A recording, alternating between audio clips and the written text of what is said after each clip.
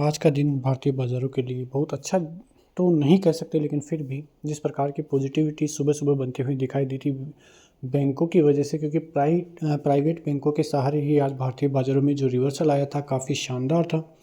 अब आगे देखना ये होगा कि ये जो सस्टेनेबिलिटी भारतीय बाज़ारों में आज दिखाई दी है वो कितने दिन तक टिक पाती है, क्योंकि ढाई बजे के बाद जो ऊपरी स्तरों से सेलिंग आती हुई दिखाई दी है उसके कारण भारतीय बाज़ारों में फिर से नेगेटिविटी फैली है, क्योंकि ऊपरी स्तरों पर बहुत ज़बरदस्त तरीके से माल फिर से बेचा गया है।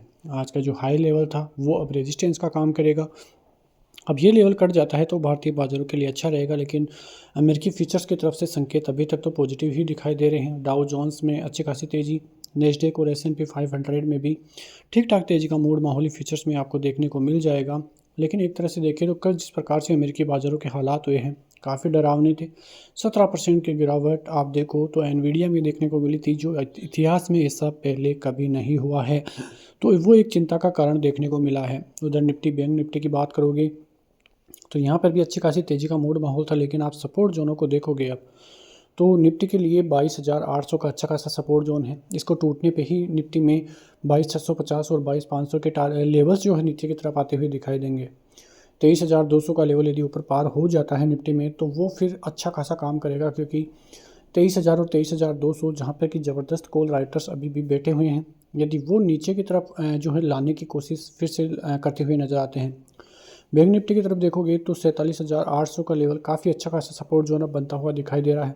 ऊपर की तरफ आप देखोगे तो 49,200 यदि वो लेवल पार हो जाता है और बाज़ार सस्टेन हो जाता है तो अच्छी खासी तेज़ी और आगे देखने को मिल सकती है, क्योंकि बाज़ार रेजिस्टेंस फेस कर रहा है। ऊपर के लेवलों पे भारी मात्रा में जो है सेलिंग की जा रही है। ऊपरी स्तरों पर एफआईआईज़ की तरफ से भी बहुत ज़बरदस्त सेलिंग का मूड माहौल है। अब आज ये देखना होगा कि क्या एफआईआईज़ ने फिर से बाइंग की है या सेलिंग की है, क्योंकि यदि आज भी एफआईआईज़ की तरफ से सेलिंग आई है तो ऐसा हम मान सकते हैं कि अभी भी एफआईआईज़ तैयार नहीं है भारतीय बाज़ारों में इन्वेस्टमेंट करने के लिए, क्योंकि ये तो आपको ही पता है कि जहाँ पे एफआईआईज़ को प्रॉफिट दिखेगा, अच्छा प्रॉफिट दिखेगा, वहाँ ही वो इन्वेस्टमेंट करेंगे। उनको केवल प्रॉफिट से मतलब है, उनको मतलब नहीं है कि भारतीय बाज़ारों में करेक्शन हुआ है या नहीं हुआ है, उनको इससे कोई भी मतलब नहीं है। यदि बाज़ार 20,000 पे है तब भी उनको लगेगा कि भारतीय बाज़ारों में सेलिंग में प्रॉफिट है तो वो सेलिंग ही करेंगे, वो बाइंग करना नहीं जाएंगे।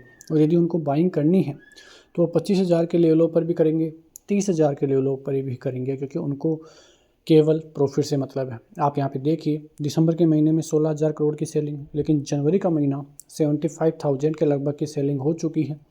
अभी भी 2 से 3 सेशन बाकी हैं, तो आप अनुमान लगा सकते हैं कि जनवरी का महीना कहाँ तक सेलिंग में पहुँच सकता है। अक्टूबर के महीने से ही भारतीय बाज़ारों में सेलिंग का मूड माहौल जारी है। अब ये जो मूड माहौल है किस प्रकार से रहता है उस पर भी नज़रें रहती हुई अब क्या किस प्रकार से रहती है उस पर भी नज़रें रहेगी।